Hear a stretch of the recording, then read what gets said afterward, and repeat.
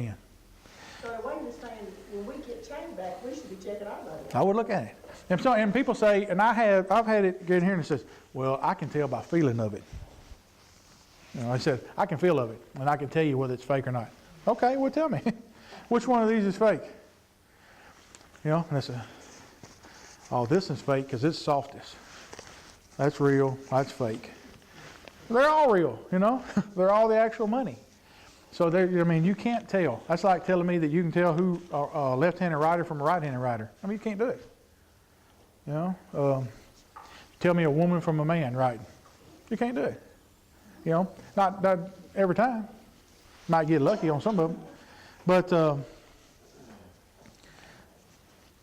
anyway, that's what's going on. Pass that on to your people. Keep that for your own knowledge. That's useful. And this is probably the most thing that's happening to you is the money. It may come in and nobody may not catch it, because it's the real money. It may come to you, it may go to the bank, and it may go back out. When does it usually cost? When does it cost? The most times we've had it turned in is like when, like somebody said, wonder where it happened at. Convenience stores do a lot of it. It's when they're cashing out their register at nighttime. Somebody's going through it, and they just happen to catch a glance at something. Well, that don't look just right, But most of them around here are not going to be of this quality. These actually surfaced. First we heard about them where it was in Chicago. They done some kind of raid up there, and they found a safe, had several of them in it. Somebody had made a bunch of them, and but these had surfaced back. Again, like I said, they were using them at football games. You go into a nightclub, a football game, anywhere it's busy, where people are lined up behind you, where they're in a rush, and they don't really pay that much attention. I could have took this right here to Walmart the other night and got me $90-something worth for $5. Simply because the only thing she did was see that strip in there. They have black lights in strip clubs? That's right. Yeah. They're looking for the strip. Yeah. Maybe not this kind of strip, but they're looking for the strip. David, if some of these, And if you have enough of these, you'll get to see them. if some of these backyard scientists would redirect their talents to something legal, they could make that kind of real money. Yeah. Oh yeah. Well, this is somebody, you got to understand the mentality. They'd rather do this as to actually go out and work. This is their job. Yeah.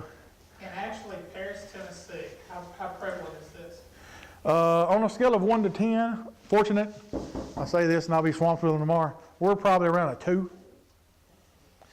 And it becomes more prominent like now during the holiday seasons because you have other people coming in. And it's normally not, it won't be your Joe Blow that lives out here on East Wood Street. It's passing these. It's going to be somebody that's not from around here.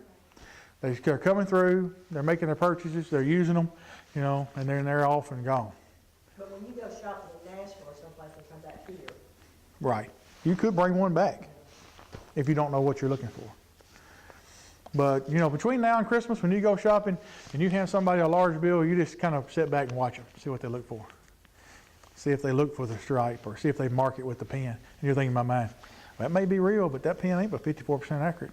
Let me ask you this. So we go somewhere and you get change and you get a counterfeit 20. Now you go down to Walmart, you don't know how you look at it. You hand them, they look at it and say, this is counterfeit. You just go, what do you do? If they tell you it's counterfeit? Right. In other words, Yeah. odds would be there's a lot of them in circulation. You could wind up one, You could. know it yourself, pass it and have somebody else catch You it. could. You're just going to be out that money if they do what they're supposed to do and hold it. But don't let them come in there and you give them 100 and you look and say, oh, you know what, that bill's counterfeit. I can't give it back to you. I'm going to call management. Well, let me see that bill. I know if it's real or not. You're trying to take my $100. So don't let somebody scam you out of it. But yeah, if you pass it and they see it, you're just out. Are you charged for the crime? You can be. But the problem is that is going to be, if anybody in here went and passed it, you're just going to be out the money. Because you got to track back. You could have got it innocently, So it's going to be hard for me to charge you with counterfeit money, and passing counterfeit money when you say, well, heck, I got that, or I got change. I've had change, had cash in my pocket now for 3 days where I was up in Nashville or I was in, Clarksville or whatever. It's kind of hard to charge any individual. So what we have to do is Again, we rely a lot on informants, you know. If somebody knows they're passing counterfeit money, you know, to track back to where they're at, where they're staying. And we've been lucky and got a couple of places. Staying in a hotel room here in town. It was like 2 or 3 years ago, I guess we got our last one. And they just had a low-end copy machine hooked up in there and had some paper. And they were doing that and doing checks, doing a lot of business checks, you know, making out counterfeit checks. Just, you know, putting down, what they do is they'll get somebody's account number. You know, if you pass a check from the courthouse or whatever, and they've got an account number, well, they got an account number and a routing number, and then they'll just make them some checks. And if somebody was to call, you know, I need to check on this check number, you know, 1145, is the money in the bank? Well, give me the account number. When I give the account number and they pull it up and, you know, oh yeah, you know, there's $8,000 in that account. Okay. You know, then it comes back, well, it ain't my check. Then that's what they do. Damon, there was an instance where some counterfeit money was passed in a courthouse in another county. And when the clerk took the cash, of course, the money pen stays yellow on a real bill and brown on a counterfeit bill. And all of these bills had the yellow mark on them. But when she marked them, they turned brown. They had hit them with a highlighter to where it looked like if I took the money, well, it's already been checked by somebody else. Right. I mean, who would have thought to hit it with a highlighter? Yeah. You know, just a regular yellow highlighter. Yeah. But But the pen can turn brown and it still be real, right? Mm-hmm. It can be, because again, 54% accurate.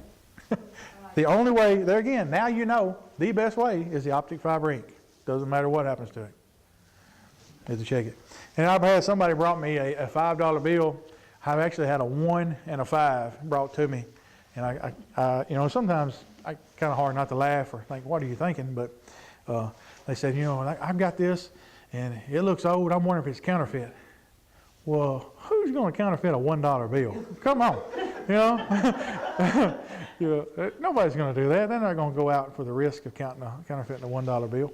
So it was just old. It was just old money. Anyway, hope you got a little bit out of that. Any questions on that?